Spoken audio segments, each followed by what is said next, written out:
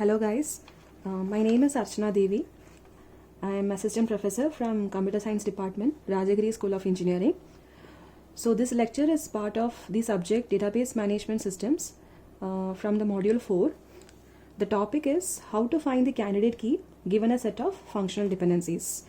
So before that, let us have a quick recap on few concepts. The first is functional dependency. So you have already seen what functional dependency is. If there is a relation of two attributes A and B, and if you say there is a functional dependency from A to B, then it defines an attribute A functionally determines the attribute B if for any two records which have the same value for A, then the value of B in these two records must also be the same. So what that means is, let us take this example. You have A and B attributes with these following values. So if you say A determines B, then if you want to search for the value of A, then every time you search for a particular value of A, you should get the same value of B as well. If that is the case, then the dependency holds. In this example, you can see that if you take the value of A, the value of B is unique. That is the value 4. And similarly, for the value 2, there is only one record. And for value 3 also, there is only one record. But if you take the case where B determines A, whether B determines A, you cannot say in this example that B will determine A, because there are two unique records, there are two separate records for, say for example, let's take the value 5. If you take the value 5, for one of the tuple or the record, the value of A is 2, and for the other record, the value is 3. So this dependency does not hold. Then one more thing which you must remember is about keys. What key is? So the definition for key, we already know that it's a set of attributes that can uniquely identify a tuple in a relation. Okay, so that is a key. Now in here, we can also define key as those set of attributes that can determine all the attributes of a relation. Those set of attributes, you call it as a key. Or we can also write it as the closure of a key. If it gives you all the attributes in the relation R, then that attribute or the set of attribute becomes the key. So you might remember how to find the closure of an attribute. Let's quickly see an example. If you want to find the closure of the attribute A here, so the closure of attribute means the set of attributes functionally determined by A. So let us look at these examples. These set of functional dependencies is given. If you want to find the closure AG plus, AG closure. So how to find? So initially you can assign the result as the given attribute A. So how to find the closure is, for each functional dependency given of the form B to C in F. F means the set of functional dependencies. So for each functional dependency of the form B to C, if B is a subset of the result, then include C along with the result. That is how you will find the closure of an attribute. Let us look at this example. If you want to find AG closure, so initially result will contain AG. Then what you do is you have to take each dependencies.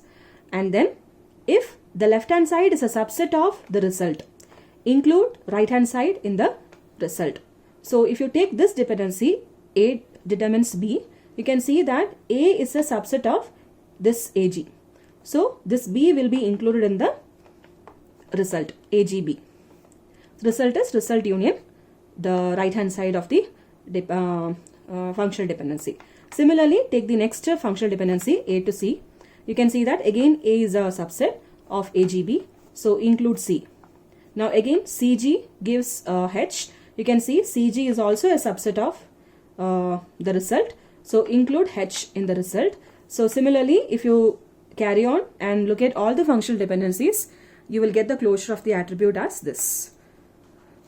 So why we looked at that closure concept is to find the key of a relation.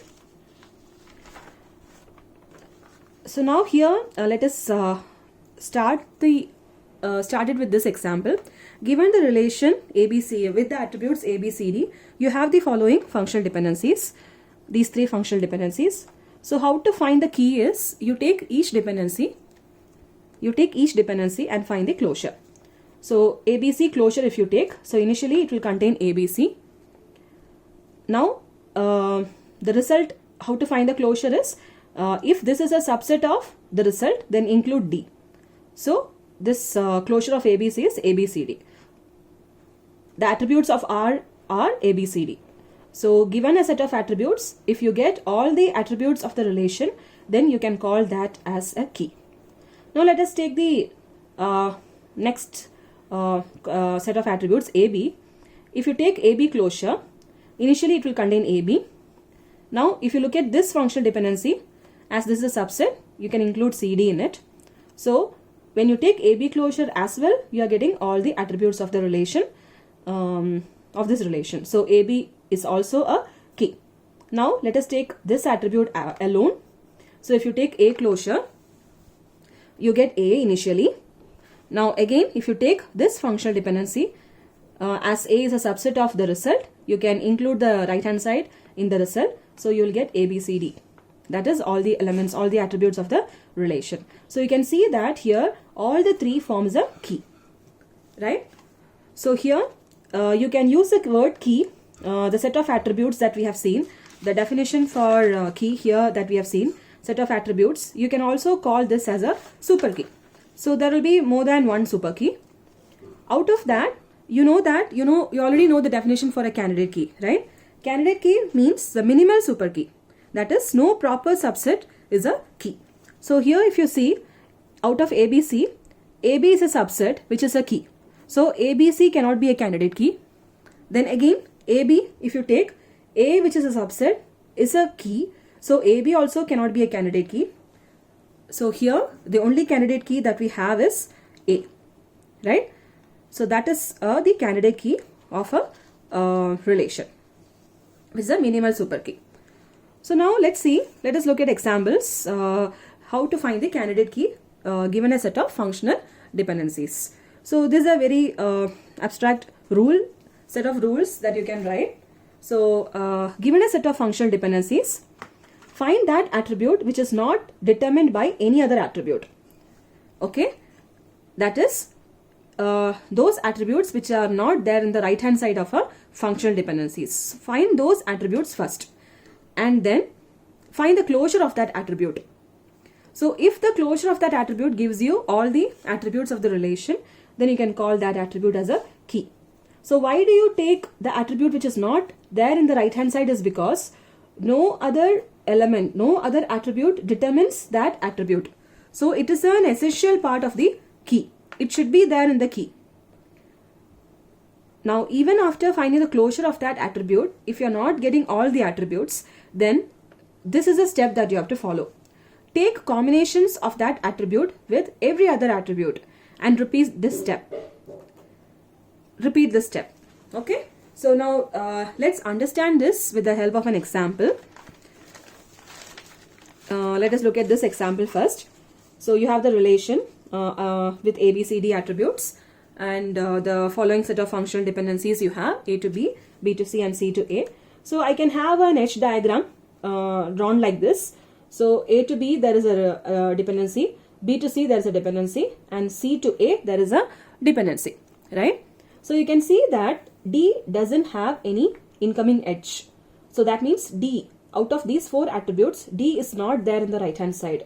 So D is an essential attribute of the key. It should be there because no other attribute determines that attribute D. So D should definitely be part of the key. Now first the step is find the closure of that attribute. So here when you find the closure of that attribute, D closure, D is there. Now since the left hand side doesn't contain D, the closure of D is just D alone. So you are not getting all the attributes of the relation. So what you do is you have to find the combination of all other attributes along with D. So find DA closure, DB closure and DC closure. If any of this gives you all the attributes, then you can call that as a candidate key. So here you can see, if you find DA closure, initially it will contain DA. Now as A is a subset of DA, you can add this B to the result, DAB.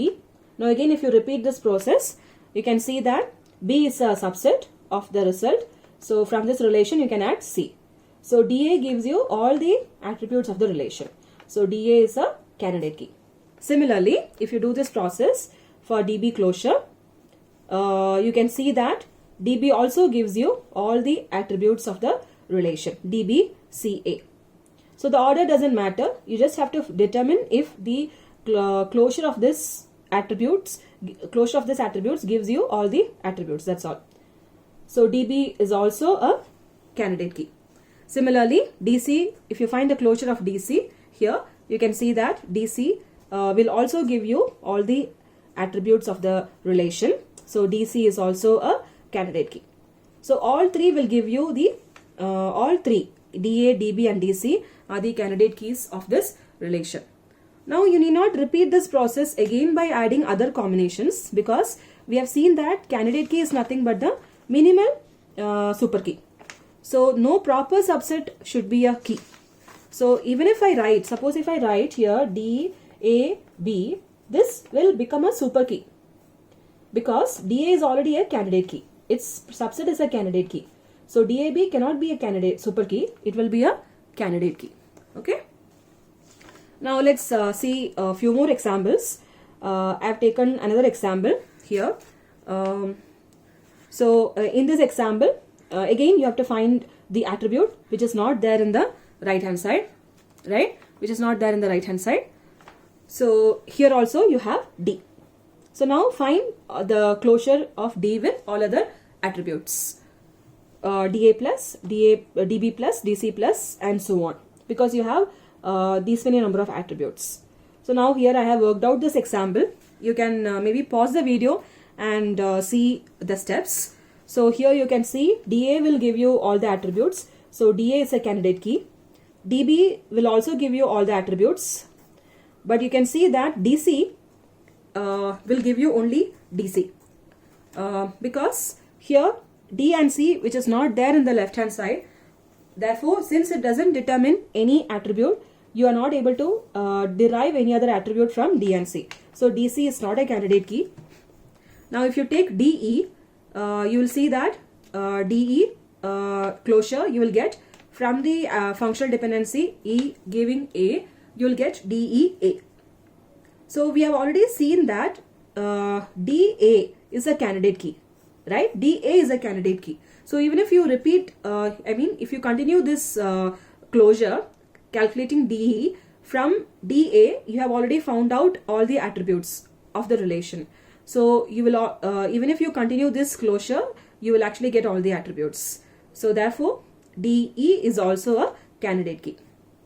Similarly, DF also gives you DF is also a candidate key, and DG, if you see, it doesn't give you any other attributes other than DG. So DG is not a candidate key, and DH is also not a candidate key, right?